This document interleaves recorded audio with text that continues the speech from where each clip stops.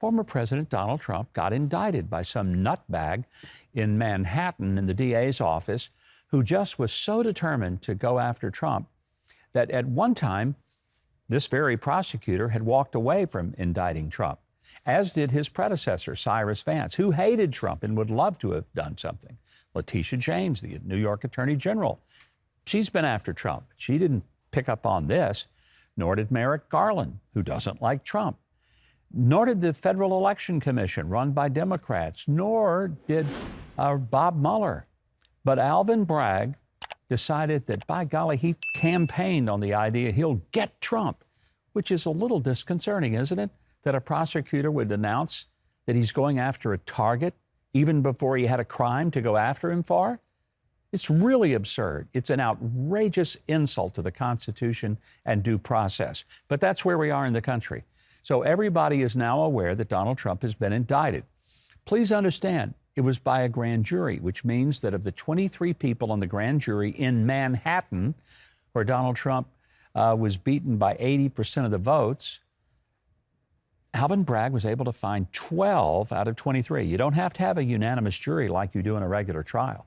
All you have to is a majority. So 12 out of the 23 had to vote and say, yep, Donald Trump, even though this so-called crime has run out of the statute of limitations, and even though it's really more of a federal case than a state case, so the state has no standing in it, and even though it's technically a misdemeanor, not a felony, we're going to charge him with a felony.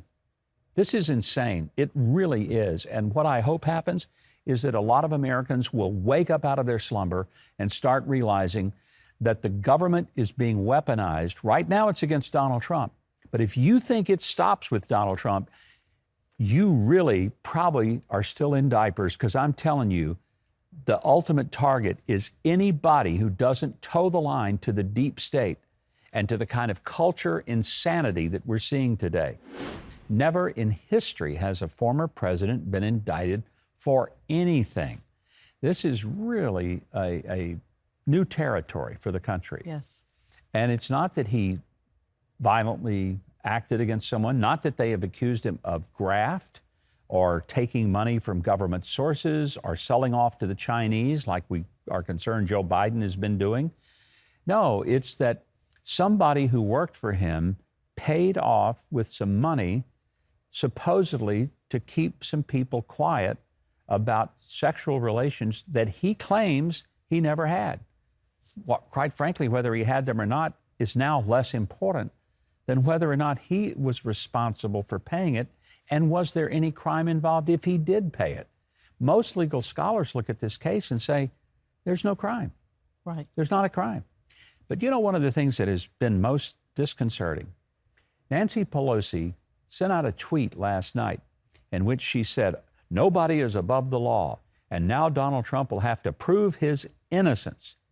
I thought Nancy Pelosi tore up not just the State of the Union speech by Donald Trump, but she took the Constitution and tore it in half. What an idiot, pardon me. What an idiot who was once Speaker of the House, who is so ignorant of the constitutional due process that says that when you're charged with any kind of crime in the United States, you are deemed innocent until the prosecution proves you to be guilty beyond a reasonable doubt and adjudicated by a jury of your peers. Donald Trump does not have to prove himself innocent. He is innocent. It is the prosecutor who has to prove he's guilty, and he has to convince not the people on MSNBC, that's an easy lift. He has to convince a juror of his peers beyond a reasonable doubt. Now, I don't think he'll get a jury of his peers in New York, not in Manhattan. Right. They hate him there. Agreed. Well, that's going to be an interesting part. The grand jury piece of this, too, I think, just how many was it, 12 on the grand jury that actually said, yeah, we need to indict, we need to indict the man. Really, 12. 23 people were on the grand jury, only 12 have to vote. Right. So doesn't make sense to me. There's an old statement, you've probably heard it, said you can indict a ham sandwich. There are a lot of ham sandwiches being indicted in Manhattan right now. And what they mean by that is that To get an indictment is simply to be able to formally accuse somebody. An indictment is not a conviction. Right, It's and they're an only accusation. listening to the prosecution side. Yeah. That's the other piece too. The person who's being accused is not allowed to be there himself, nor is he allowed to have his attorney or any witnesses. So one side gets to put on a case, kind of like they did with Liz Cheney and Adam Kinzinger and the Nancy Pelosi horse and pony show. And they put that out there, one-sided. Nobody else got to talk or defend. And it's like, oh, well, there's a case here. Well, there's a scripture in Proverbs that says, any case or any story sounds true until you hear the other side. We haven't heard the other side. Right. Neither has Alvin Bragg, and neither has that grand jury.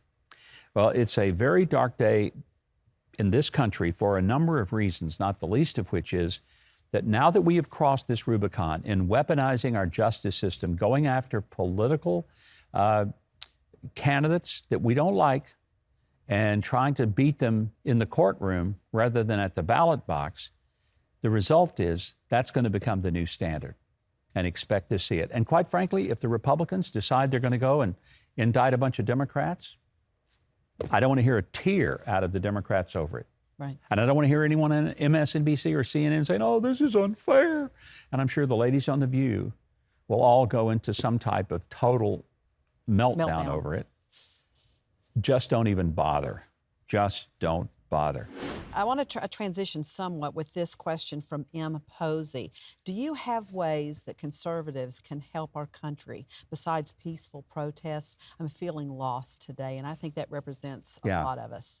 Well, peaceful protest is certainly one of them. But I'm telling you, it's showing up at school board meetings. It's showing up at city council meetings. It's showing up at county commission meetings.